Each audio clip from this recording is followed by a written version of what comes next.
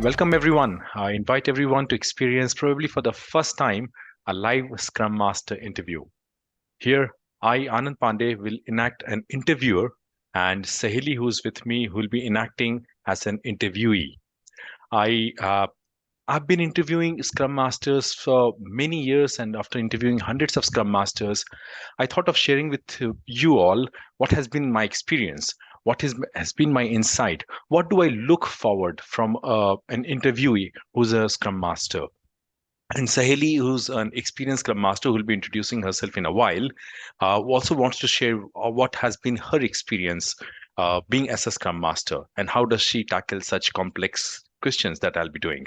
To give you the starter why we are over here, this live Scrum Master interview is for those Scrum Masters who are aspiring to become a Scrum Master or who are planning to become a Scrum Master and who may have faced some of the interviews or are planning to attend for some of the interviews. What are your key insights? What are your key takeaways? How does an interview happens? What goes in the psyche of an interviewer? What goes in the mind of an interviewee? What are the pitfalls? What are the best practices?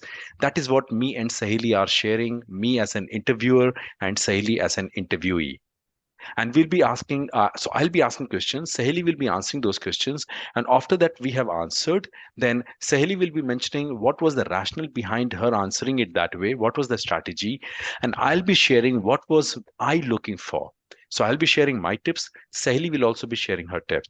So let's get started. Saheli and myself, let's change the gear. Now I'm in the interviewer and you become an interviewee. All right. Sure. Hey Saheli, welcome to the Scrum Master interview. I am sure that you would have gone through the job description.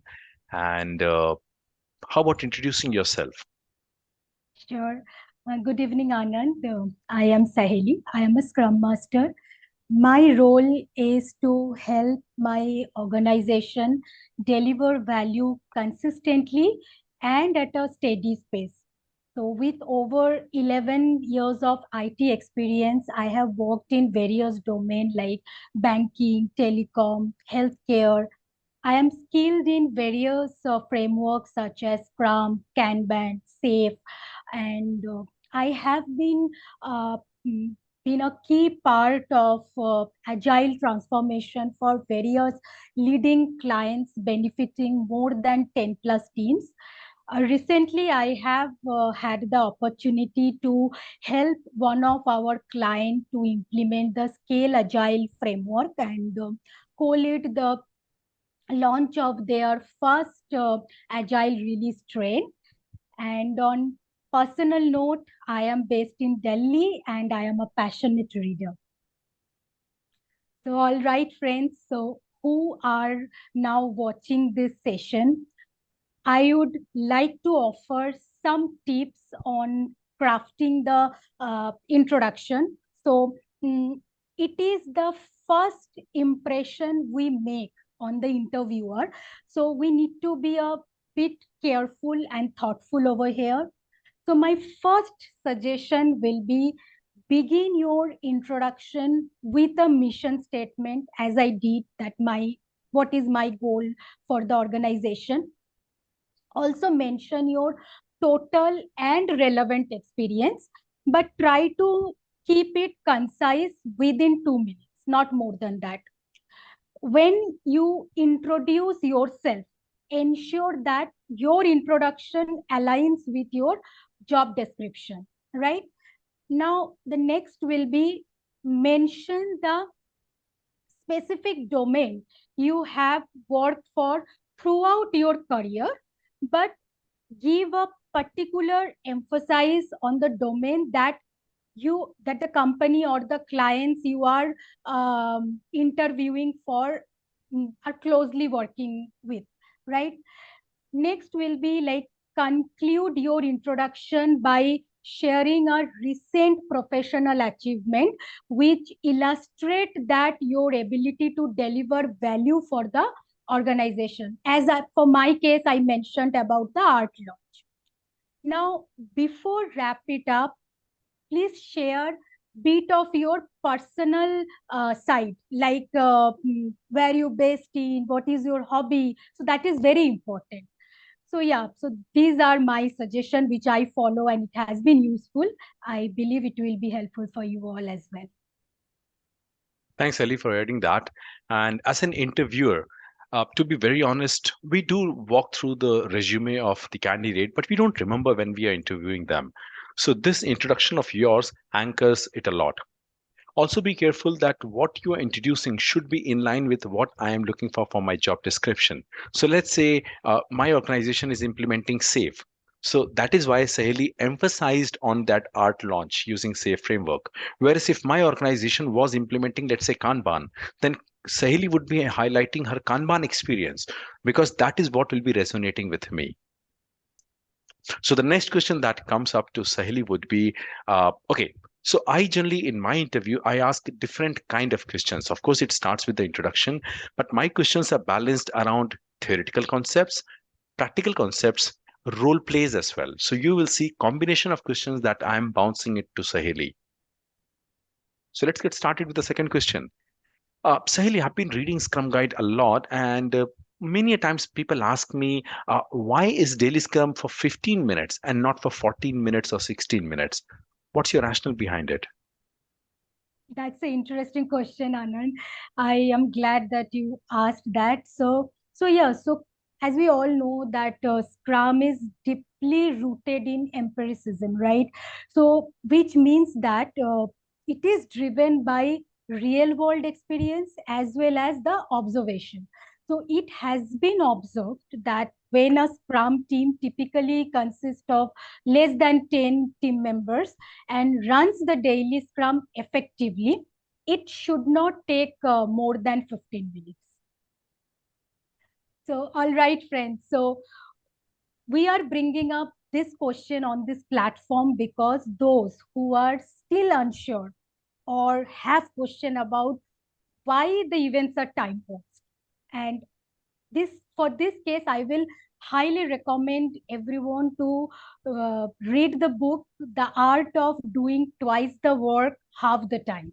So I came across the book when I was preparing for my PSM1 certification, and I found it very helpful because it provides clear explanations of all the concepts in which are mentioned in the Scrum Guide. So this will not only assist you in responding to this kind of conceptual question, but also it will enhance your practice of Scrum. Thanks, Sahili. Thank you. And on my part, as an interviewer, I generally ask such theoretical questions as well. The intention to ask that question is to understand whether you are understanding Scrum from practices perspective or have you truly understood the philosophy of Scrum. And the way Sahiri answered, it was hitting to the philosophy of Scrum around empiricism. In addition to that, there would be certain questions where you'll have to provide a very elaborative answer. But this was a question which was like a mic drop. She just answered it in hardly 15 seconds. That's it. So, as an interviewee, you don't have to answer every question in a very elaborative way. Interviewers get bored for it. So, decide which question you want to elaborate and which question you want to just have it as a mic drop. And you have to decide by yourself. There is no thumb rule for it. All right, so we just now saw one theoretical question where Sahili answered it very perfectly. Now, the second question I'll be checking is her deep understanding on metrics. So here goes the next question, Sahili. So there is a manager who's asking for metrics. Which metrics should they use? Now, which metrics would you suggest them? Well, so Anand, before I share the metrics directly, I will I will always try to understand the reason behind the ask so that this way I can help with providing the relevant metrics. So I can remember one incident when I was working in a banking project. So my manager asked me, Sahili, how I can see team's productivity. So at that time, I showed him velocity metrics, and it worked. Now another incident I can share. Our team had facing some challenges. we were not able to finish our stories in a single sprint. And this was happening 2 sprints in a row. So my manager again called me and he asked me like, Saheli, why this is happening? Can you please share some data, some insights that what is happening? So that time I use cycle time metrics because I was able to show him that there are few tasks which is taking longer hours that we used to take previously. Previously, we used to take maybe 3 to 4 days, but now it is taking more than 6 days. So we figure out that having too many tasks in progress was causing this delay. Okay, so we decided that we will limit the number of tasks in progress at a time.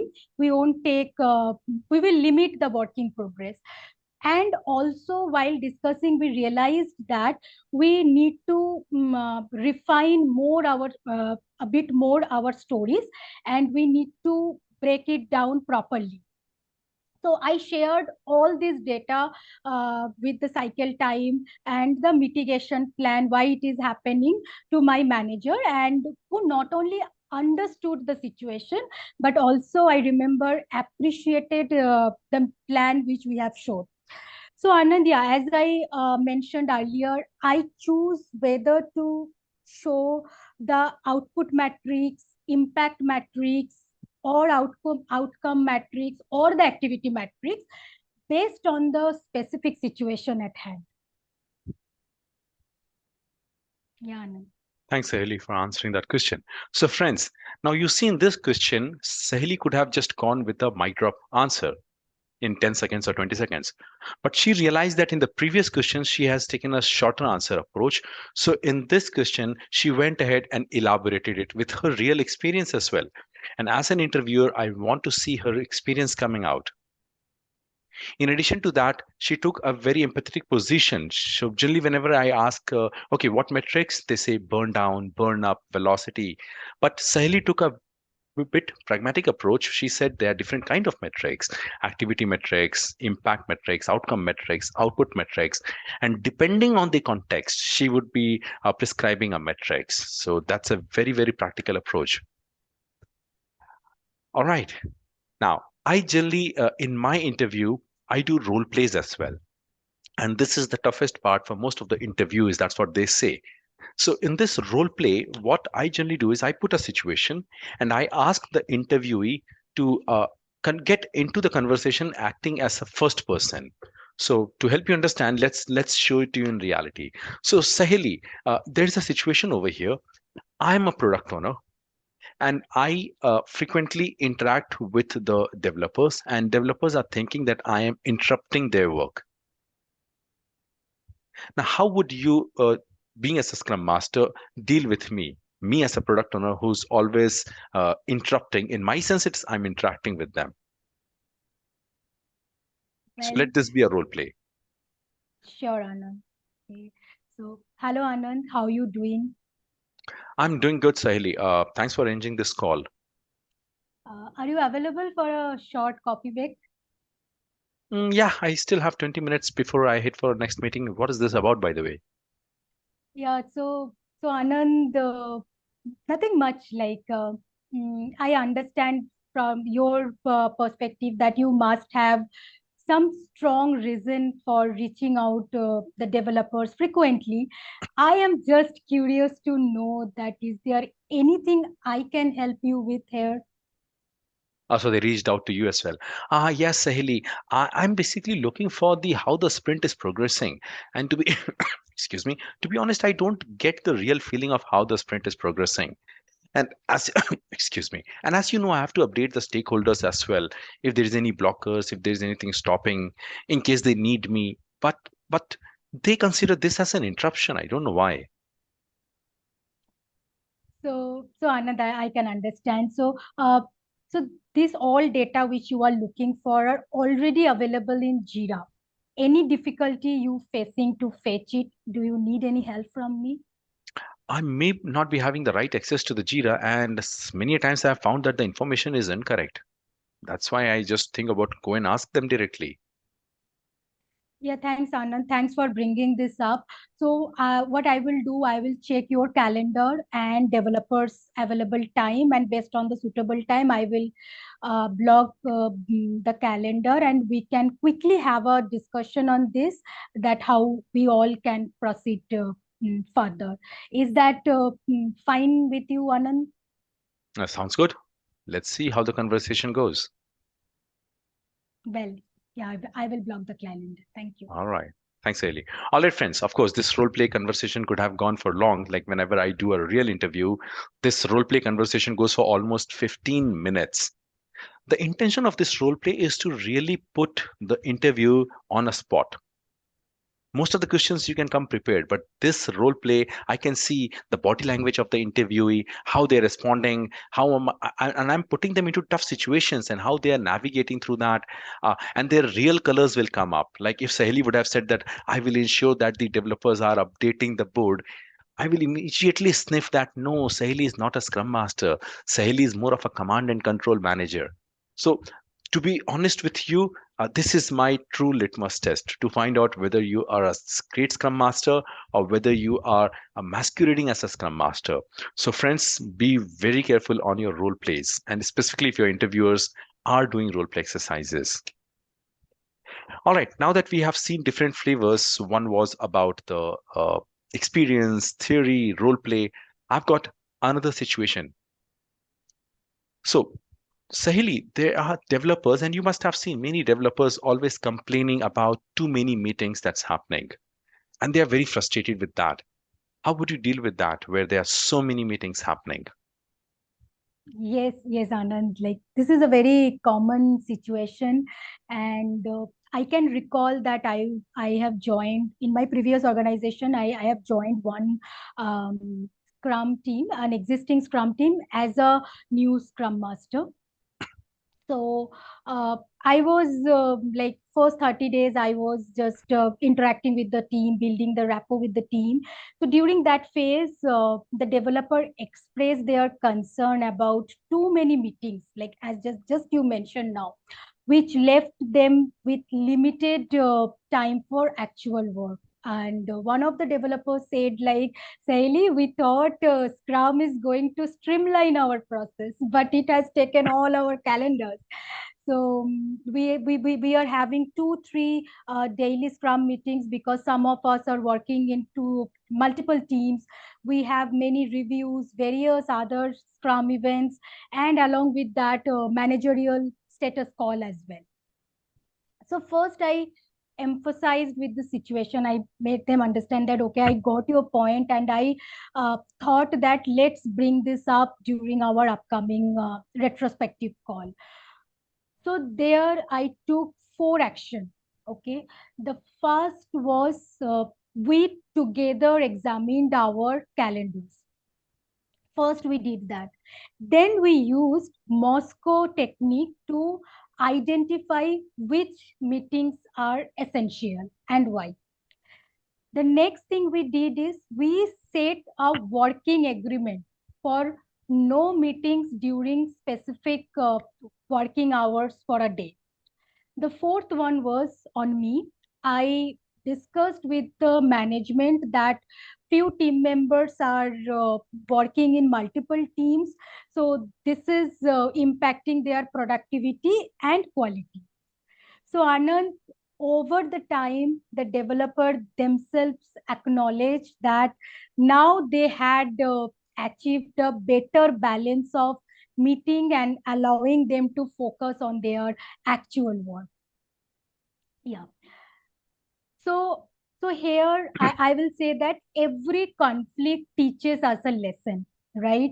So based on my observation here, there are few common factors which lead to this kind of concern within a team. So I would like to say those, like first one is violating the time box. Sometimes what happens that during the Scrum events, we don't respect the time box because we don't know why we are time boxing it. So when you see as a Scrum Master that consistently your team is violating the time box, we need to find the root cause where your team is lagging the focus, and we need to work on it. We need to help the team. Next, my observation is context switching. Like the developer, like as I mentioned, in that team, some of the developers were working in a multiple team, right? So context switch, due to the context switching, what happening, they were not able to deliver the quality work. The next, my observation was ineffective facilitation. I have noticed that sometimes the developer lose the interest and get like off track during the events because they are not facilitated well. So as a Scrum Master, it is our responsibility to either facilitate the event or assist the team in running them effectively so that they can get the best out of it, right? The last one is holding your old legacy meetings. I have seen in my experience that there are teams who are working in Scrum, they are having the Scrum event, but still they have their traditional meetings in their calendar. So as a Scrum Master, we need to make our team understand that Scrum events are designed to replace the traditional meeting. So if we follow this, this kind of concern can be taken care of. Thanks, Ali. That was a very elaborative answer. So, friends, over here, if you saw, Saheli provided a very elaborative answer, almost for 2 or 3 minutes. Because she chose some questions, she took 10 seconds. Some questions she took 2 minutes. Some questions she took 30 seconds. So she's balancing around which one she's going for an elaborative one, which one she's going for a short one. And for at least 1 or 2 questions, in fact, I would say 2 to 3 questions, you should share your real experience. And when you are sharing your real experience, of course, the interviewer will not say that, okay, Saheli, share your experience. They will be putting this question like this, like developers are doing. What will you do? Now, you can either say that, okay, this is what I will do. Then that's like it's a hypothetical situation, as if you have not done this before. In a subtle way, I was trying to ask, have you done this situation before? And if you're a Scrum Master, you must have seen many such situations and you might have handled many such situations. So snatch that opportunity to share your experience. And to do that, there is a 5-step format that I generally recommend. This session is getting recorded, so you can hear it back to note it down. The first is always mention your background. So here, let's say Saheli would have said that, so I was working in X and Y company, which was a telecom domain, or let's say it was a banking domain. So if my company currently it's a banking domain, then Saheli will give an example from a banking domain. If my current company is a telecom company, Saheli may have worked in a telecom or something similar. Then she'll say, when I was working in a telecom company, what is she doing? She's anchoring in my mind that yes, the domain is related. She knows the domain in which she is being hired to. Second, so once you have mentioned the background, I was a Scrum Master in 2019 in a banking domain. Over there was a similar challenge. Now, after background, you mention the challenge where there was a product owner who was doing this, or there was a developers who were complaining. Try to put people's name as well. Unless it is confidential, you may want to mention people's name. So background, then what was the challenge, and then what was the impact of that? That's the third point. So developers were complaining about it, and the consequential impact was that developers were not attending the meetings, or meetings were getting dragged, meetings were getting cancelled. The fourth point is what action you took around it. So Saheli mentioned about different actions that she took around canceling the meetings or blocking the calendars and blah blah blah stuffs. So this is where what action you took has to be emphasized. And the fifth is what was the result. So once you took an action, what resulted? How did the needle move? And as an interviewer, I would also look forward to see whether you were always successful or you also want to highlight your failure as well. And to be honest, as an interviewer, I welcome failure stories, not always success stories, because that means you are vulnerable to share your failure stories. So Saheli could have said that I tried these things. To be honest, Anand, it did not work, but I learned something. And that learning, that key takeaway is important. I learned that So whatever was your learning experience. So put it again. First, mention background. Second, what was the challenge? Third, what was the impact of that challenge? Fourth, what was the action that you took? What was the result out of that? And what did you learn out of it? So if you follow it this format, you might not be just blabbering, but you'll be following a very systemic approach to mention and highlight your experience. So that was an experiential question.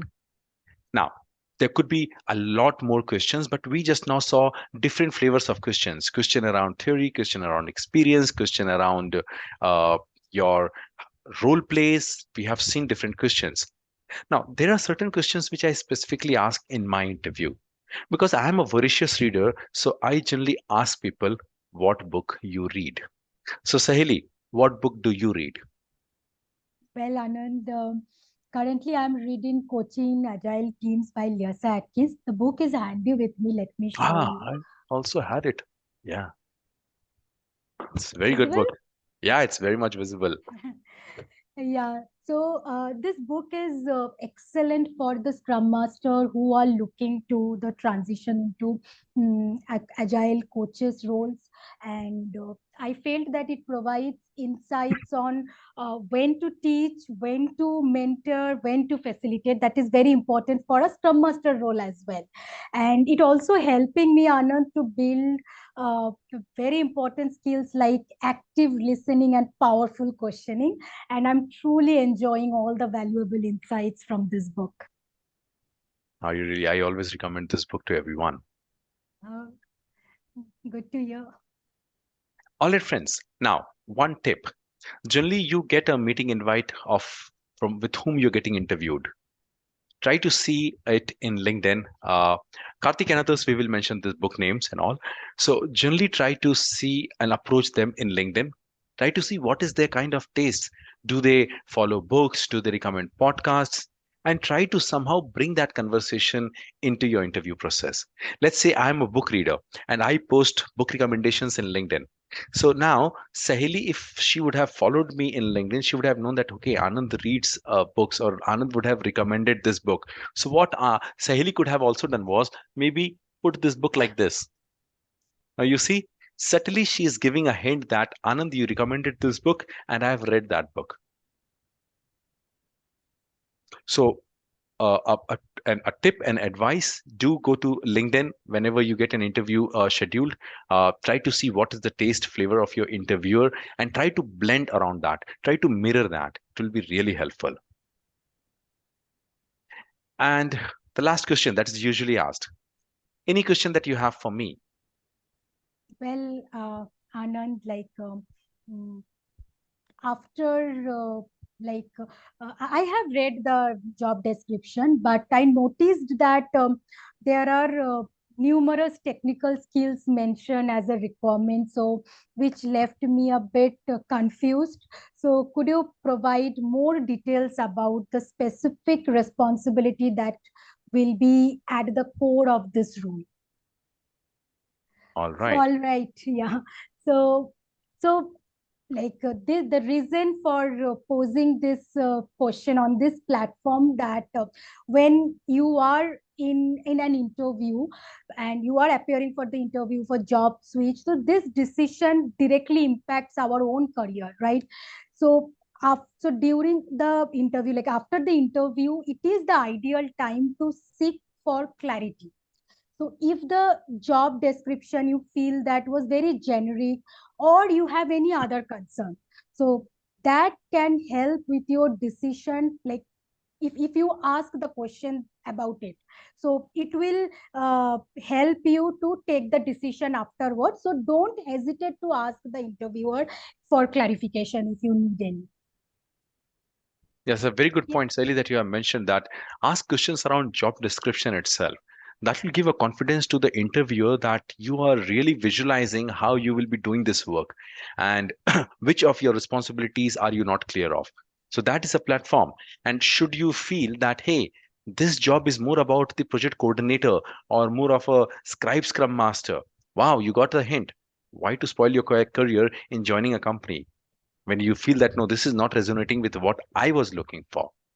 So generally my recommendation, and Sahili also just said that, like whenever there's any question for me, try to reflect onto the job description. You'll get lots of questions around that. And finally, the question that I ask, any feedback from the interview process itself? Well, Anand, so this is regarding the question related to the matrix which you asked me. So since matrix is a broad topic, so it would be helpful if you like be more specific about which kind of matrix you are looking for, then it get easier to answer the questions. Yeah. All right, I accept that, Sahili. All right, now that this is the most funniest question and it's actually most challenging as well. And this one of my mentor told me to always ask interviewee how the interview went. And I was interviewing one of the Scrum Master, and generally my phone is always on mute whenever I'm in my office space, even working from home. On that particular day, my phone was not on mute, and it rang 3 times. Though I did not pick it up, but it rang 3 times. And as usual, I asked the interviewee what was the feedback on the interview process. And that interviewee said that, Anand, I would have appreciated you keeping your phone on mute because that was distracting me. And I was like, wow, this person really is demonstrating courage to say to the interviewer on the face that the phone should have been mute. If this interviewee has so much of a courage that he might even be losing the job, because if that would have irritated me. But I really appreciated the courage that that Scrum Master demonstrated, and I hired him because if he can challenge an interviewer, he can certainly try to disrupt and challenge the organization very respectfully. So yeah, if your interviewer does ask you, be respectful, but do provide a very valid feedback. They might appreciate that one. And finally comes the last part when so Sahili has already asked the question, she has already given the feedback, and the typical Reddit point. Okay, Sahili, we will get back to you. Now, over there, you may want to thank, and you already have the email address of the interviewer. Within 1 hour, try to send a thank you note to the interviewer, highlighting what did you like about the interview process. Because in that interview, maybe the interviewer did not ask you what did you like. So take that email as an opportunity to establish connection, share your LinkedIn, share your email ID, and provide the feedback. What did you learn from the interview process itself? Mention that, hey, Anand, today in this interview process, I learned something new which I did not know. Many a times interviewer like it. See, to be honest, I would be feeling very happy about myself that today I made Saheli learn something. Or to be more crude, I made Saheli realize that I know more than she knows, right? So make interviewer feel good about themselves through that email. That's really good. And that's how your interview process ends. Now, what we did was we tried to wrap it up in just 30 minutes, but generally an interview goes for 1 hour. But the pattern remains the same. There might be some more questions, some more elaborative answers. But if you stick to some of the key points that me and Saheli were sharing with each other, it would really be helping you in your interview process. Saheli, you may want to share something, add something more. No, I think you have pretty well covered everything. So yeah, the last point which you just mentioned, that about sharing the feedback, it's very important because I have also seen, based on my experience, that sometimes the interviewer looking for the Scrum values are you are possessing or not. So when we do this like we are respecting them, we are being open with them, we are dropping them meal, appreciating their effort. So yeah, it adds more value to the like when they select from the 3 4 candidates, it adds value, I will say. All right, friends. So finally, some do's and don'ts that we would like to share. The do's: dress up more professionally, be on time, check your network, recheck it multiple times, and don't wait for your interviewer to say turn on your camera. Have your camera turned on. No distraction. Have your AC on if you're living in a humid environment because it gets stressful. And don't have your webcam aligned toward your screen. It should not happen that your webcam is somewhere here and you're looking into a different screen over there, because sometimes interviewer feels that you are looking into chat gpt and providing the answer. It has happened a couple of times with me that I could just read out that you're answering it from chat gpt. Couple of more things. Don't feel as if like it's an interrogation. Take it more as a conversation. Sit more relaxed, because interviewer also wants to hire you. They are not over there just to waste their time. So try to be as relaxed as possible. Try to smile as much as possible, because this is a stressful conversation. So try to smile as much as possible. Try to be a more relaxed. If your interviewer is sitting like this, you also try to stand like this. If your interviewer is like this, you also try to be like this. This is called mirroring in coaching. What you should not do: don't crack your knuckles during the interview process, right? Don't try to be checking your mobile phone. Don't try to be attending to someone who's just knocking the door. Don't try to read the answer from somewhere. Don't try to sound very bookish. Try to add your experience. Those are some of the tips and tricks that we thought of sharing with you. And before we wrap it up, this is not just the end. This is one of the first interview webinars that we have done. We are going to do many more, and we look for your feedback.